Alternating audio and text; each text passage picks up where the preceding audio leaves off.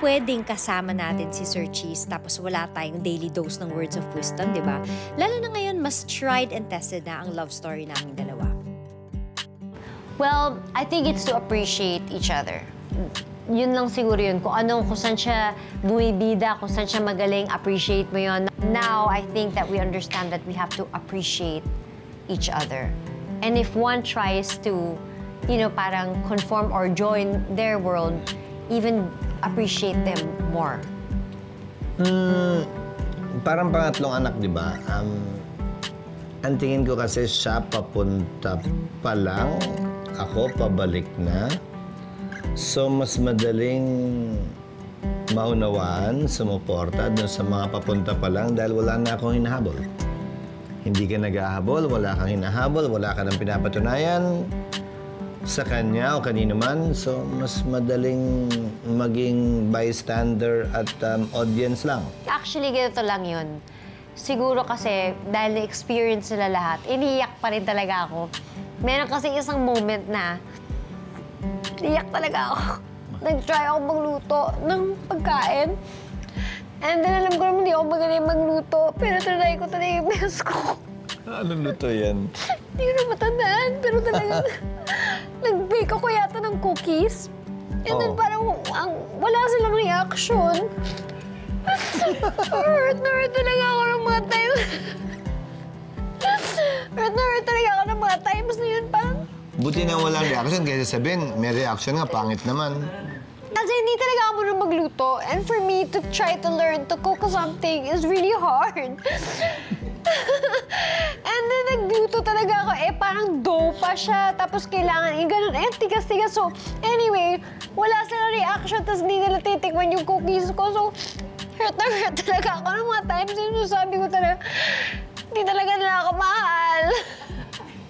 Ayaw din namin magsinungaling sa'yo. So, ibig sabihin yung sinasabi siguro niya is yung na-experience niya. Hindi porket hindi ko pa na-experience, dapat mag-cheer. Pretend na lang. So, it was those things na ulit-ulit. Na siguro napagod ako, di ba? Parang kayo na-experience niyo na, no? Kayo na yung happy family. Ako yung odd man out. Yun lang, naalala ko lang bigla. Grabe naman yung hugot mo, parang layo ng pagkakaroon. Hindi, kaya ang ending, never na ako nagluto. Ganda na lang ako. Kaya na magluto. I'm okay. I won't try anymore.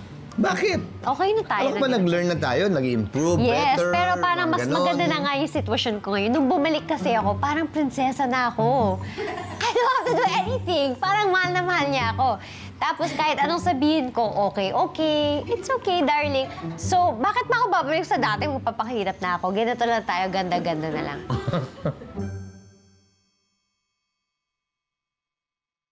Ay, napag-usapan na namin yan.